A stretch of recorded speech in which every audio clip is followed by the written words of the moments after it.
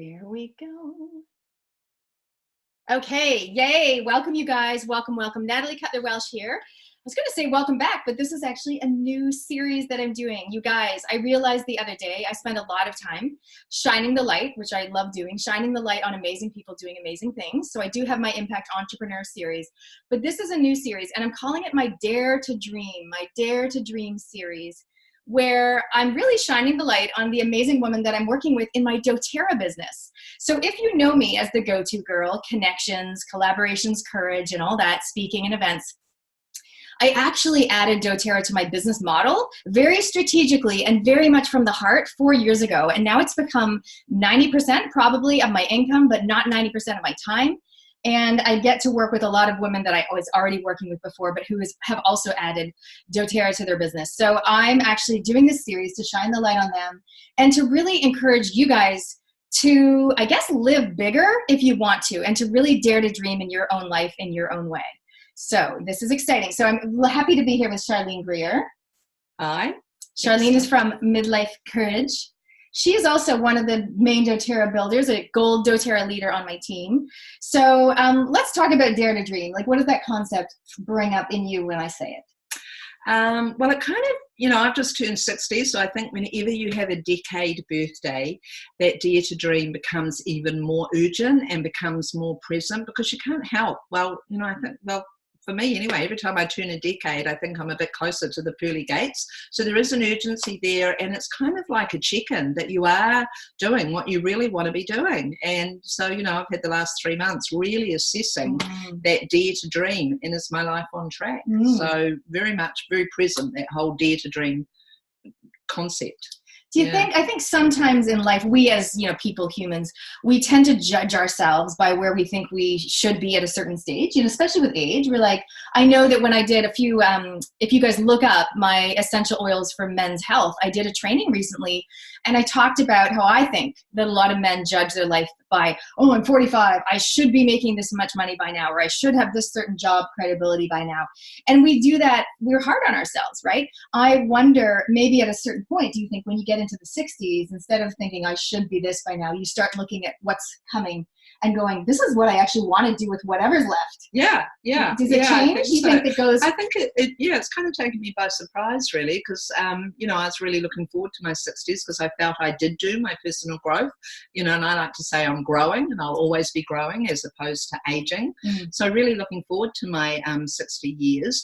But I've been quite surprised how it's also stopped me in my tracks, and I feel like I'm in a bit of a river of change, and I'm getting used to being a 60-year-old woman and what that means to me. And I'm very much looking forward, to Dare to Dream and what that means for me. The other thing you're daring to do, which I love. So I know you've been doing a lot of personal dedevelopment, especially in doTerra. We do a lot of personal development. So you were just quoting Joe Dispenza with the thing. Yes. But also courageous conversations that you've been having.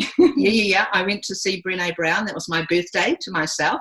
And she talked about having courageous conversations. So I've been doing that, and I think that's part of that river of change. Like when you decide you're going to change a belief or change some part of yourself, it's not like you go from A to B. There's this middle part where it's kind of like trying on a new dress and it doesn't really fit, or a new outfit. So like I've never worn this style before. Yeah. So you make mistakes. I've been having these courageous conversations, and it's got a bit messy, and I've learned that I've forgotten about those basic kind of tools. Choose someone to experiment with that well, that's also done some personal growth, and you say, hey, I'm going to try some new things out with you, so that they, and tell them what you're doing, and someone that you feel safe with. And, I think that's one thing. And also the other thing is, like, when you are changing, what's on the other side of the river? And that's where the Dare to Dream thing is, which I kind of haven't been giving too much thought to, even though it's there.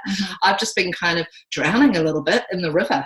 So now I just feel, after listening to Joe Dispenza, that what is the Dare to Dream? Because if you don't know where you're going, that river's going to keep on taking you, and it can be still, but it can be, quite fierce as well. And, you've got to take your life buoy and your pack and your drink and all that sort of thing with you to keep you afloat, really. Yeah, you've got to be prepared, but you don't really know where you're going. No, but I still, I come back to, we talked just before about a defining moment for me in my Dare to Dream when I went to my first doTerra convention in New Zealand, in Australia, for New Zealand and Australia, 3,500 people. And I knew by the time I left there that doTerra was going to get me so many things. One of them is walking the red carpet. And if you had said that to me, like in my generation, we got brought up not to be seen, not to be heard.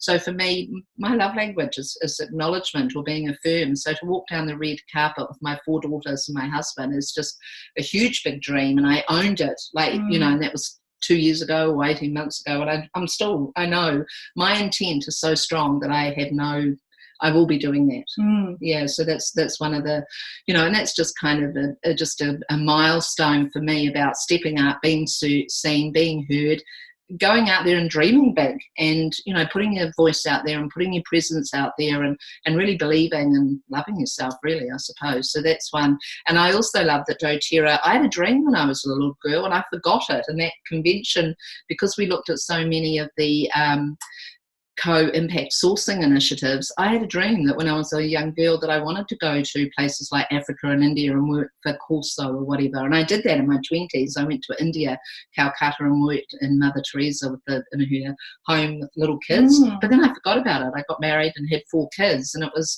you know, so I still see the potential of going to Africa, and there's part of me that goes, oh, I'm 60, I've got to do it soon. But so, no, it doesn't matter, you know, it's definitely part of my dream. And then the other thing that's come up is I listened to a podcast about a woman who did the Camino walk in Spain. I think it's Spain, like Spain and France. There's a couple that women in their 60s seem to do, and I was like, nah, that's not for me. I don't like following, you know, what people do.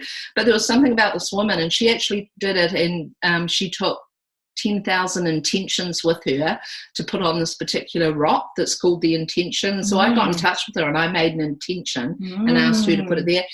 And I just know, like, part of midlife is because you're starting to put yourself first and you've got time, you get curious. So I know there's something within me that's getting a little bit curious about what is it that's sparking some excitement about going overseas and doing a pilgrimage, doing a 7 or 10 day walk or something, which is interesting coming from me because I have a limp because I've got my hip and my knee, wear and tear of joints. So, you know, it's like, yeah, the whole thing about walking the red stage, walking the Camino, about really putting myself out there. And so that's kind of part of the dream. It's not totally formed, but it's certainly gurgling away in the river. Yes. And I think it's so important to do that, because I think, you know, in today's society particularly, we're so busy being busy. We're with the to-do lists and all that. And I think if we start to, and especially your generation, like when the kids leave home, then I'll do this thing. But it's like, now the kids have actually left home, you know, not me, but for you. Yeah. And now you kind of can. Yeah.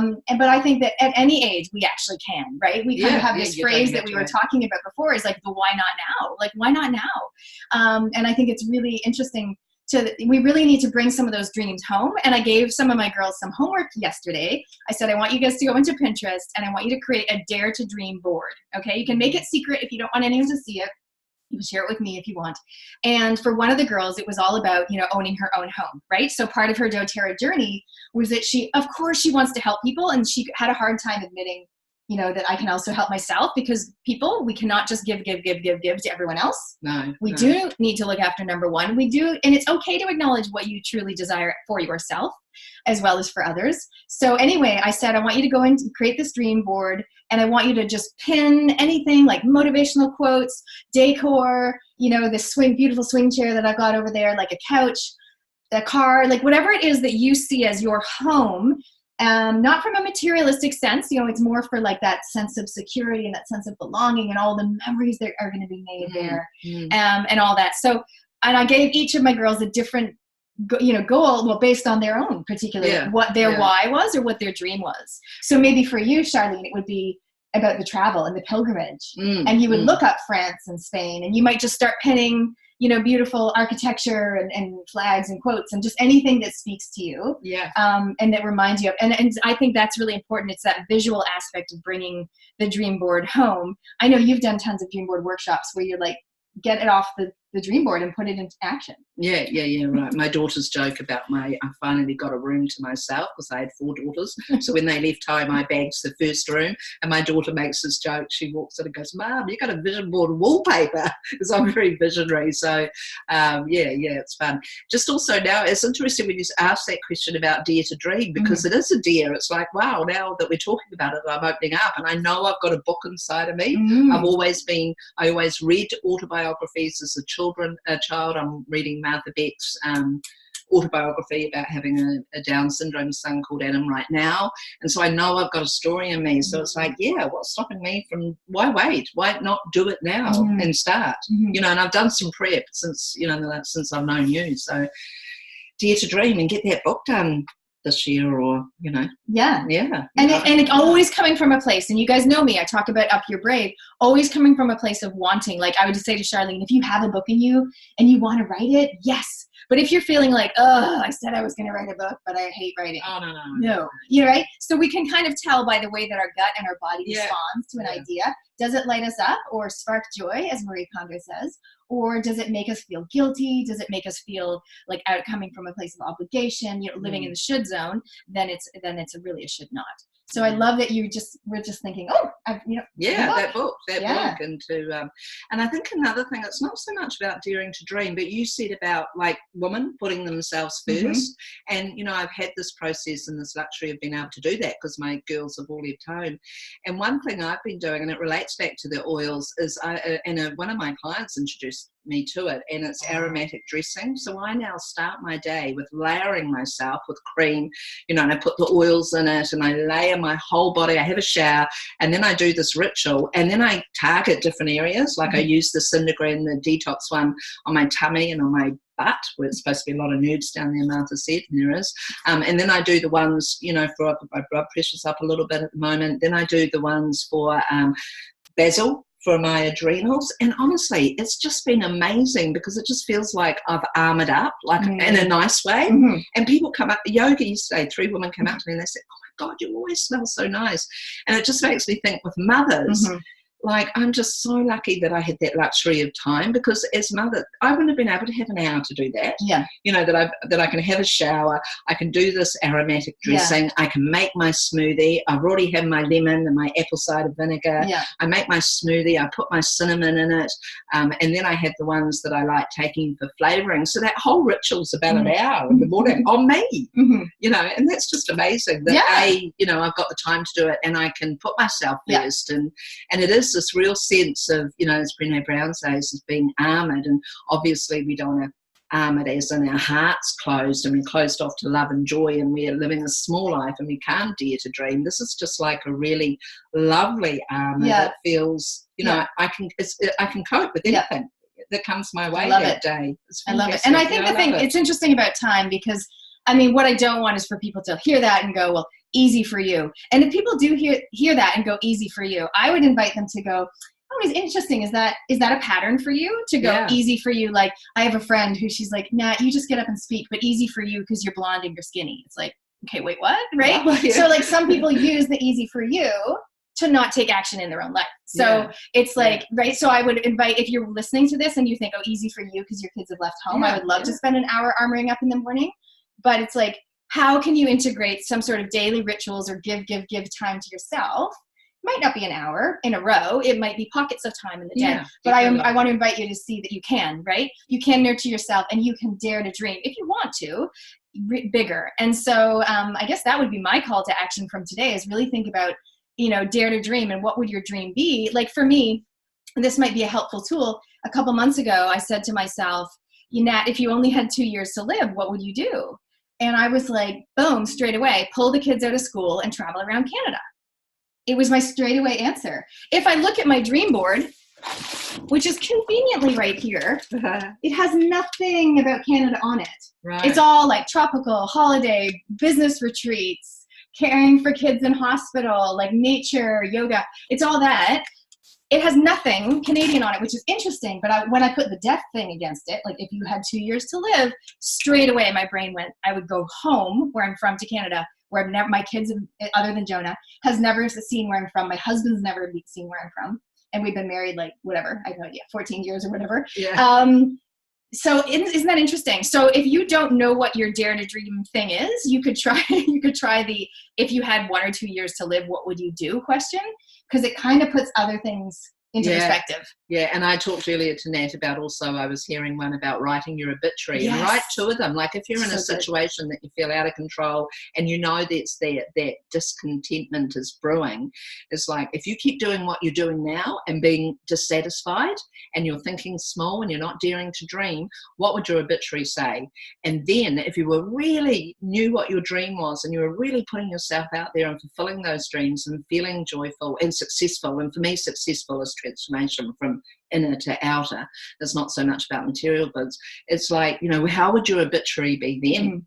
You know, it'd be quite different. And what steps to take to dream big and to make it come alive. Love it. There you go. So there's some actions for you guys. The double obituary, which I think is so fascinating. It's like, what would your life look? It's kind of, what if you don't? What if you do? Yeah, right? yeah. What if you don't? What if you keep just going as you're going and you just keep as normal, even though you hate your job or you really want to do this thing? Or, but what if you dare to dream? What if you do? Then what is your life going to look like? So cool. Yeah. How will you feel? And what will people be saying at your obituary? You know, how would it be?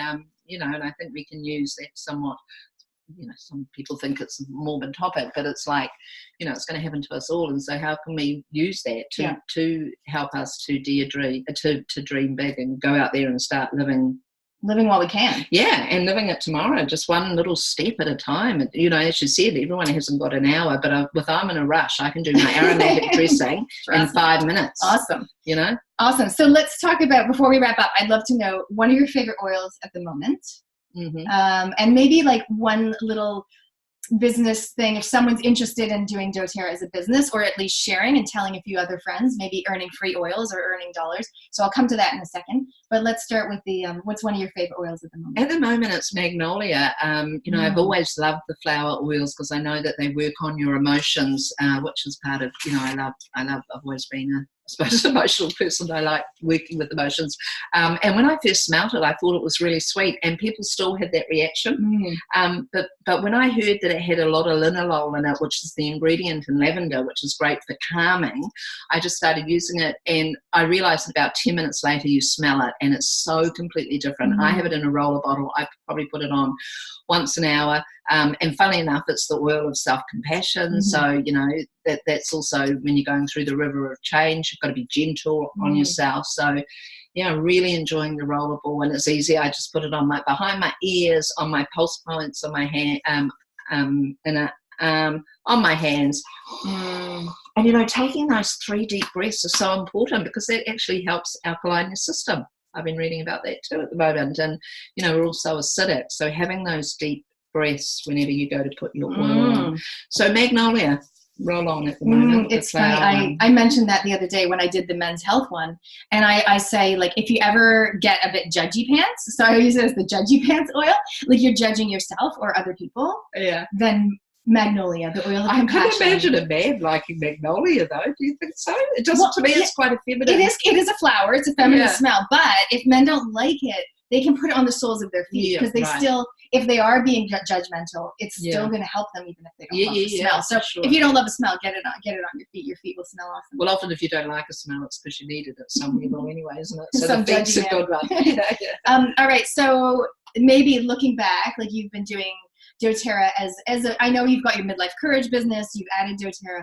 What kind of words of wisdom or advice would you have somebody who's kind of curious and just in the starting out stages? Just use the oils. I mean, I say 2 things, and when I'm, you know, doing a class or a party, whatever you want to call it, I say there's 2 things. One is they're addictive, but the second one is you've got to use them. You know, you've got to use them. And people say to me that have been on the oils and they're doing a monthly order, it's like, you know, I've got all these oils and I'm not using them. It's because they haven't been educated. So, you know, I would be using 15 oils before I even leave the house kind of thing. So it's just it's just being educated, and use them. You know, don't let them sit in your box. If you've got one and you don't know anything about it, like I've just been started using Lang Lang and marjoram, and I'm so in love with them, but I wasn't using them a year ago. So just keep getting to know those oils and use them. That's all you have to do. And then the next step is you have an experience. You know, for me, obviously, I wasn't sleeping. So when I got a protocol and I started, my sleeping improved 85%. I was sold. And my midlife woman don't sleep. You know, who sleeps a good night these nights? It's, you know, a huge issue. So you start telling people, and then you go, you know, I've got a service-based industry, and I bring all these people in that have got products, and they often leave with more money than me, and I've done all the work. Something's not, you know, I was having that thought anyway. So when the oils came into my life, it's like, yes, that's the product. And, you know, all the puzzles started coming in. I did my naturopathy in the 70s. I did nursing. And I've always been, I kind of joke, I now have swapped diplomas for oils, you know, collecting them. So it just kind of, it just felt very right for me. And I know whatever I do going forward, I will always, you know, be into the oils. They're just, part of me, part of who I am, and I love sharing them and, you know, making an impact on the world. I love the community. I love the flexibility and the financial freedom to go to the Camino next year if I want to. Yes, indeed. Dare to dream. I love it. I remember so every year we have this retreat, this in-person retreat, and I remember last year we were talking about you know, goals in doTerra and what that'll allow you to do. And I remember one of the moms saying, oh my God, I would just love to drop my kids at school. You know, she works full time. She can, you know, she has to like get a nanny, and it's like she would just love just those basic things. Like this is not, and her dare to dream was like, I actually would dare to dream to drop my kids at school. And then like we go down the line, and a few minutes later, a different mom goes, oh my God, I would love to not have to drop my kids at school. Like her dream literally was to have someone come, or, you know, like to not have to do that, make the school lunches and like get them in the car. And, you know, so it's fascinating that everyone has different, depending on the ages and stages and where they're at, different reasons for wanting, you know, to do things. And for them, it was just like, that would be, and how would that make your life different? Oh my God, then I could go straight to yoga, and then I would like pick them up after school, and I would be such a happier mom or whatever. So I feel like it's different for everybody. Yeah, it doesn't need to be these extraordinary things where you know, take 2 months out and go and walk the Camino or whatever. You can do that. For sure. But as you say, it can be some of those ordinary moments that, you know, I take for granted. Or like, you know, there's no way in the world I would not be dropping my children off to school. You know, I was in a position where I was able to do that. But for someone who's not, just to have that luxury of having that one-on-one and walking with your child to school, or those conversations that you have in the car, and, you know, that sort of thing is huge. Because you mentioned about that freedom and flexibility, and we've heard those words before, like community and impact. Those are, by the way, the 4 reasons that people do doTerra as a business, right? But it's like flexibility and freedom can mean different things to different people, and that's a great example of the moms having the exact opposite goal of each other, just based on whatever their life looks like. And I think that's totally cool, and it's totally okay. Yeah, exactly. I mean, for me, like knowing that, like, I love people and I love meeting people for lunches and coffees and going to the beach and having business conversations. And I spend a lot of time, you know, talking to people on the computer too, because I like my own space as well. But just being able to decide how I'm going to eat every week, what I'm doing and what I'm not doing, I think is, for me, I like that freedom. There's no way I could work for somebody else ever again. No, me neither. Anyway, so cool. All right. Hey, guys, thanks for joining us. I hope that was helpful. I'm so excited to see your comments. Yes. If you're watching the replay, Facebook Live, watching us on YouTube, we'd love to hear what you came up with, you know, for your Dare to Dream thing, right? What would you do if you only had 1 year left to live? Or, you know, maybe did you go ahead and write your obituaries, and how did you find that activity? We want to hear your feedback. If you're keen to hear about doTerra, you know, sharing that, just telling a few friends, or maybe actually earning some income with it, then get in touch with us. We have a lot more wisdom to offer, and mentoring and support. So and can I also say, you know, if you are having trouble, like if that Dare to Dream is bringing up stuff for you, and you know, who am I as a mother to think about my dreams? I've still got kids and stuff. So, you know, if you're a middle-aged woman and you're struggling with that one, then go on my website, which is www.midlifecourage.co.nz, because that's one of the things I love doing with women is getting them to dream big and discovering what their dreams are, especially if they're at that age where the kids are leaving home. Yes. And, you know, empty nest. And, naturopath, midlife, life coach, certified life coach, good to go. Awesome. And oil advocate. All right, guys. Thanks for joining us. Bye. And we'll see you next time. Bye. Thanks, Nat. That's great. Cool.